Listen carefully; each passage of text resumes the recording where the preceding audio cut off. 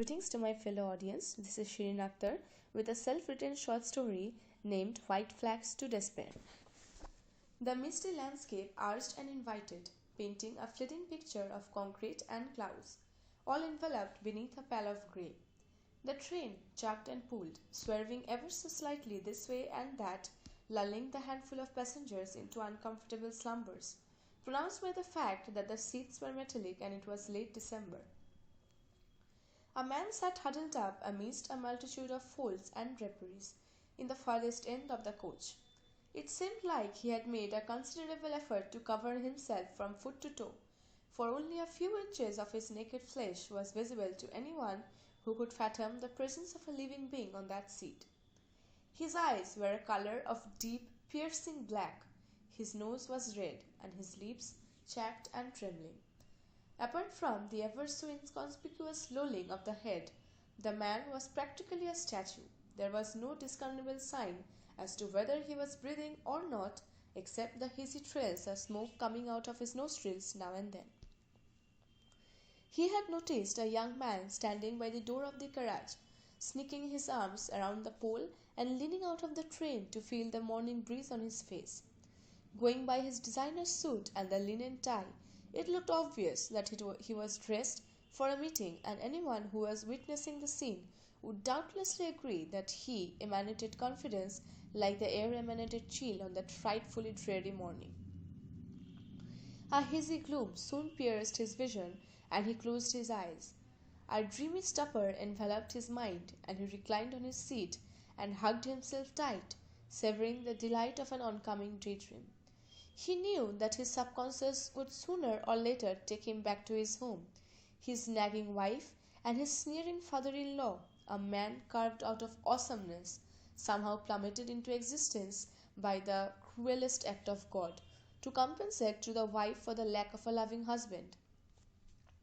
The old dad had recently published a novel on the topic of self-love and acceptance, which had found its way to the living room shelf over the TV in a matter of a few days since its publication, staring him in the eye every time he sat down to watch cricket. At such moments, he had noticed, his favourite sport lost all its attractiveness, instead imbuing in him a sense of incompetence and, quite paradoxically, self-hatred. "What do you mean it's distracting?" his wife had screamed on being requested to move it to the living room cupboard. He had, on numerous lazy afternoons, contemplated and derived a strange kind of satisfaction from imagining various ways to destroy that book, an activity which bordered on vague aspects of sadism too, for it often included the cries of a daughter watching her father's creation go up in flames. The meandering trails, complemented by the rhythmic chugging of the train, had hitherto produced a languorous spectroscopy on the passengers. Far across the carriage were seated a few other men, one fiddling with his cuff buttons, one chewing his fingernails with passionate enthusiasm, and another reading a newspaper somewhat childishly, almost falling over the edge of his seat in the process. It was probably some dull affair having to do with the stock market, the old man had thought to himself. Or maybe some other cheap trick about an upscale scandal, perhaps. The man who had previously expressed something which can only be described as some form of macro-aggravation by leaning out of the door and letting the old winter wind flirt with his immaculately combed hair, was now leaning against the railing that separated the doorway from the rest of the carriage, his back obstinately turned towards the dozing man.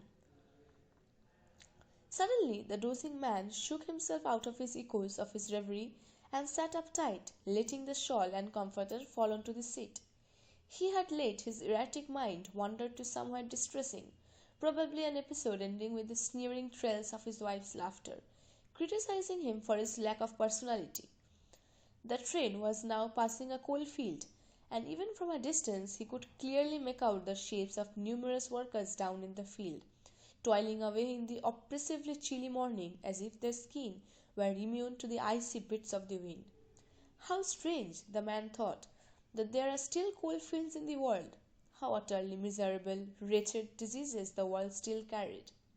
He would have to get off at the next station and then go to work and then home. God have mercy on his poor wretched soul. The expectation of more gloom to come, of heavy-heartedness and painful frustration, seemed impossible for him to handle on that fateful morning. Clutching his head with his claw-like fingers, he let it droop down on his shaking knees. Tears had flooded his eyes in no time, and he made a hurried attempt to wipe them off, and then, realizing that there was, in fact, no tears in his eyes, he felt more miserable than ever.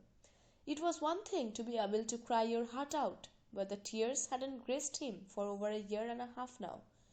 Pain felt more tragic, indeed, when it found no outlet to his expression as he had experienced, nay, coped with for so long.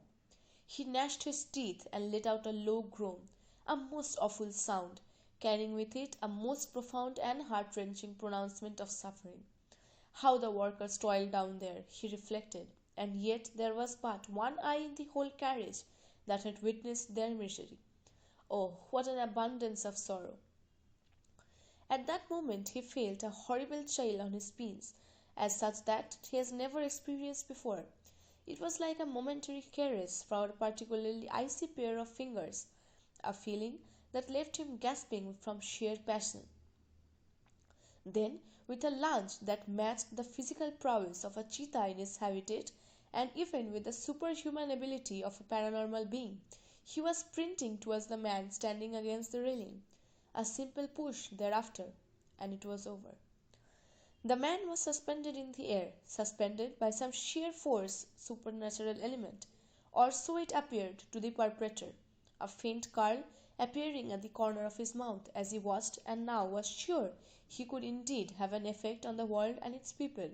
How simple, and yet how disastrously powerful. The man's face had turned grotesque beyond any conceivable notion of ugliness in a matter of a few milliseconds as he realized that he had been pushed towards his death.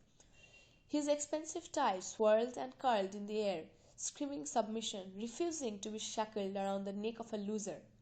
The suit that had so far adorned and chiseled body of the warrior already appeared grey and crumpled, as if it had too realized its tragic fate. The old man crawled back to his crumpled heap of clothes on his seat, staggering like a drunkard on Christmas Eve, imputable either to the snaky course of the train or the thrill of passionate implosion which had taken over his mind and soul entirely within a span of few seconds. Was it really this easy? Were the age-old stories of criminal repentance, the glory of good over evil, all mere hyperboles fabricated to keep the wild heart of man under shackles? Could he, after all, survive the price of having taken a life for no other reason but to feel content with himself for the rest of a sordid journey to work? He felt a gush of cold wind, fresh, new, and tender, flooding into his brain cells. Some clarity, God-given, no doubt. He wondered whether it would be cabbages and eggs or leftover shrimps for dinner. He wondered. The train let out a long hiss and came to a stop. He collected his shabby shawl and his comforter and waited for the dozing passengers in the carriage to shake out of their reveries.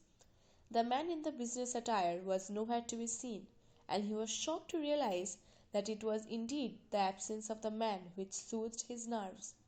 For to see the linen tie flying, waving in his direction now, would mean that he had lost, and on this particularly dead December morning he most certainly had not. Thank you.